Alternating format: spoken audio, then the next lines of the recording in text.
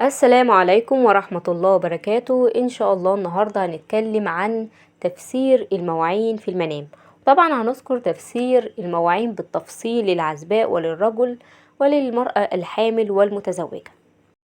تفسير المواعين للبنت العزباء بيدل على إذا كان لديها هموم ومشاكل ورأت نفسها بتغسل المواعين، فذلك بيدل على انجلاء همومها ومشاكلها وأحزانها. كما يدل على غسل المواعين على التوبة من الذنوب والمعاصي والرجوع إلى الله عز وجل. وإذا رأت البنت العزباء في منامها المواعين نظيفة فده بيدل على صلاح الحال، خاصة إذا رأت المواعين نظيفة في مطبخ نظيف، فبيدل ذلك على صلاح الحال في حياة الرائية، وخاصة حالها أو حياتها الشخصية. والله أعلى وأعلم. وشراء المواعين للبنت العزباء بيدل على تجهيزها لزواجها، وبيدل أيضا على الارتباط القريب لها.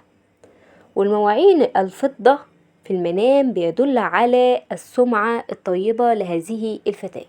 والله أعلى وأعلم. نيجي بقى لتفسير الأواني للرجل.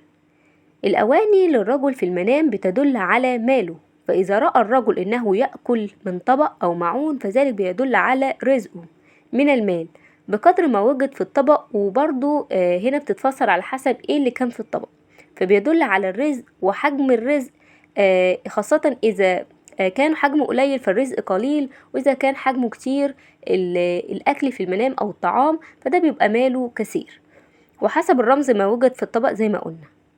أما إذا رأى الرجل أنه يغسل المواعين أو الأطباق فبيدل على مشاكل في عمله ولكن بتخص المال. والله أعلى وأعلم. أما إذا رأى الرجل أن أهل بيته يأكلون من الأواني لديه أو أطباق خاصة به فذلك بيدل أنه ينال من فضل الله عليه من مال أو رزق عن طريقه.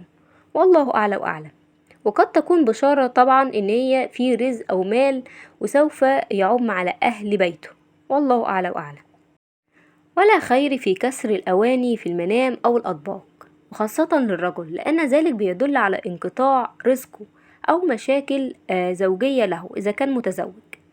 وإذا رأى أن شخص يأخذ من المواعين لديه ويغسلها له فذلك بيدل على حل مشاكل له من ذلك الشخص إذا كان الشخص ده في المنام معلوم ليه. والله أعلى وأعلم. نيجي بقى لتفسير المواعين في المنام للمرأة المتزوجة. غسل المواعين في المنام للمتزوجة بيدل على مشاكل لديها في أسرتها أو خاصة بها بينها وبين زوجها، وإذا رأت إنها هي بتغسلها وأصبحت نظيفة فده بيدل على استقرار حياتها، وإن شاء الله المشاكل دي سوف تحل. والله أعلى وأعلم.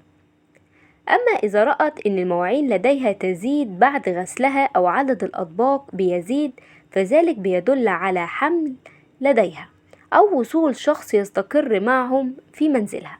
والله أعلى وأعلم. وطبعا زي ما اتعودنا ان في كل فيديو معلومة جديدة في التفسير ما اتقالتش قبل كده.